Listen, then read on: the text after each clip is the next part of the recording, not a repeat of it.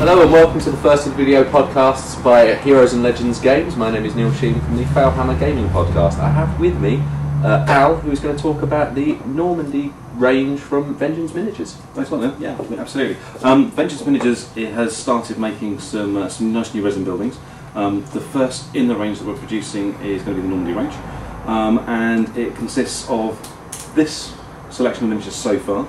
As you'll probably notice, you have either pristine, slightly blown up, and soon to be cast are going to be the completely blown up. So you have various buildings with various stages of destruction, as it were. We currently have the townhouse, the cafe, and the bunker. In addition to that, we've also got a farmhouse and a barn, which can come with an integral connecting piece, which will enable you to have an entire farmstead. There's also the Hotel Maison, and coming very, very soon is the chateau, a small house, a church, and also a train station, which ties in quite nicely with some other products that are coming out very, very soon. Price points, very, very reasonable.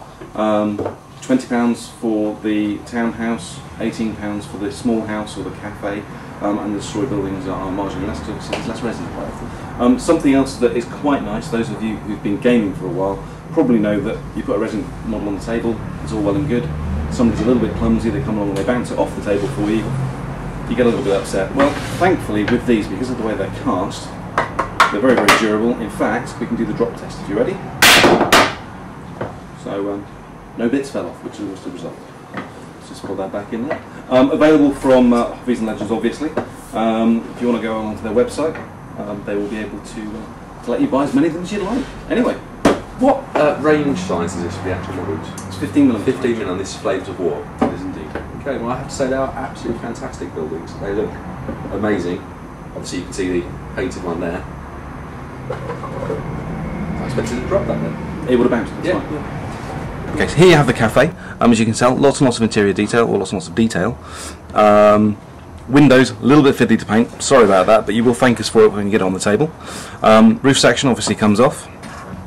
Inside, you've got the full range of detail there as well, including a fireplace. We're quite pleased with that.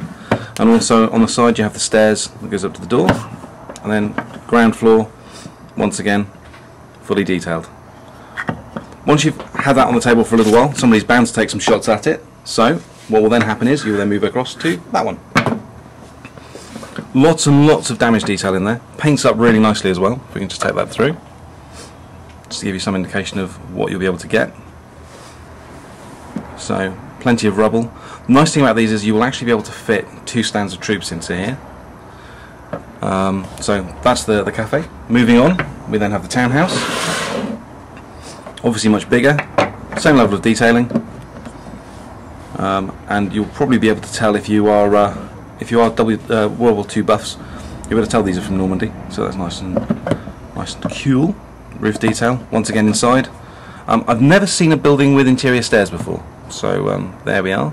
Once again the fireplaces are involved. Take that off. So gives you lots to practice your painting skills with, which is always nice. And once again, as I said earlier, we do have a completely damaged range. And this is one that's been blowed up a little bit. So it really can let your painting go a little bit mad.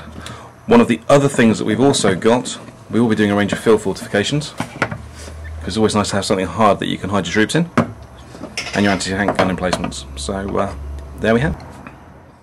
Well, thanks very much for listening. If there's anything you want us to review in future, or any information you'd like to have, or things to hear about, if you'd like to contact us on the contact details following. But thank you very much for listening, and have a good day. Goodbye.